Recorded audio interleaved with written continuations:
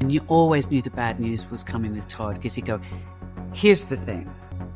And he said, we're going to lose the orchestra in Dresden, and we have to do all of the conducting first. I do think there's a distinct lack of shame in society at the moment. I think shame is very different to guilt. Guilt is very useless. Anyone familiar with Cate Blanchett knows that her relationship with Chanel has long felt inevitable, like peanut butter and jam.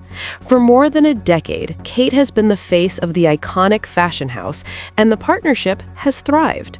She isn't just a Hollywood actress, she embodies elegance, legacy, and timeless sophistication, qualities that align seamlessly with Chanel's identity. Over the years, Cate has been a fixture at Chanel's private fittings and haute couture shows. In 2021, she signed a multi-season contract to headline Chanel's Women in Cinema campaign. As part of the project, Chanel commissioned a legacy short film written by Cate's husband, Andrew Upton. The film was a minimalist black and white piece. Two women, no dialogue, relying solely on expression and movement to tell the story. The contracts were signed, the concept approved, and every detail carefully locked in. But when the moment finally came, when the spotlight was meant to shine on Cate, Blake Lively appeared instead. According to those close to the situation, it wasn't a scheduling error or simple confusion.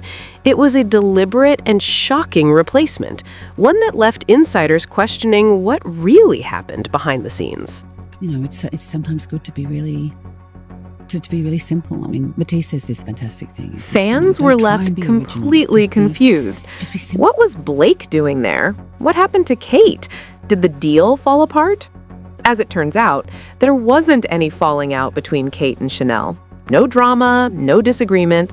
Blake's sudden appearance as the new face of the campaign was the result of what many believe was calculated sabotage. Reportedly, someone from Chanel contacted Cate's team, saying the campaign's direction had shifted, industry speak for "you're out." The news blindsided Cate, especially since there had been no conflict or warning signs. Everything started to click when Blake was suddenly unveiled as the new face of the campaign. Even worse, Chanel didn't even bother to scrap the original concept designed around Cate. Instead, they kept the structure, threw in some glitter, tacked on a few feel-good quotes, added red lipstick, and called it a day. Right? Blake Lively is out and about in the UK promoting her One Simple Favor, right? Is that the name? Yep, she's out. She's wearing this Even Chanel members of the head-to-toe backstage crew working on the V. campaign were Here's the reportedly look stunned when news broke that Cate Blanchett had been replaced. One stylist allegedly leaked text messages suggesting Blake Lively was never part of the original plan. According to those claims, Blake's team later pitched Chanel a highly lucrative cross-platform deal, one that proved too tempting to refuse. But removing Cate from the spotlight so abruptly was seen by many as a bold move, perhaps too bold. And according to insiders, that was only the beginning. After securing the campaign, Blake and her team allegedly rolled out a broader strategy to reposition Cate as outdated, while framing Blake as the fresh, modern face meant to revive Chanel's relevance.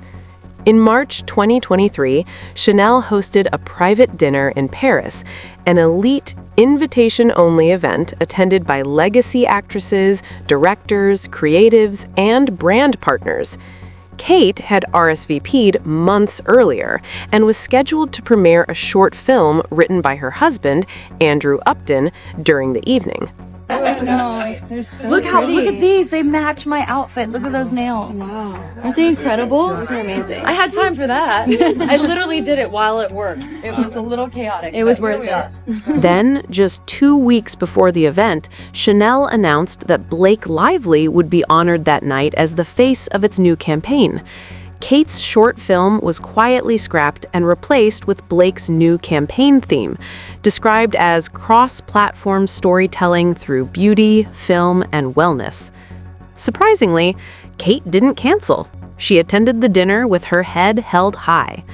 According to one insider, the evening took a sharp turn when Blake, seated at a nearby table with a senior Chanel creative, was overheard saying, "I just feel like I could bring something fresh to it.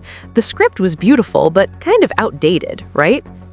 The creative reportedly laughed and replied, "You mean Andrew's script? I didn't even realize he wrote it until later, but legacy doesn't really sell to Gen Z, unfortunately." Kate, seated only a few feet away, allegedly overheard the entire exchange. She didn't confront anyone, but witnesses say her expression changed completely, and she appeared quietly heartbroken for the rest of the night. Then came the next twist. In April 2023, the first wave of Blake's Chanel Netflix crossover campaign launched, but a major PR oversight exposed what had happened behind the scenes.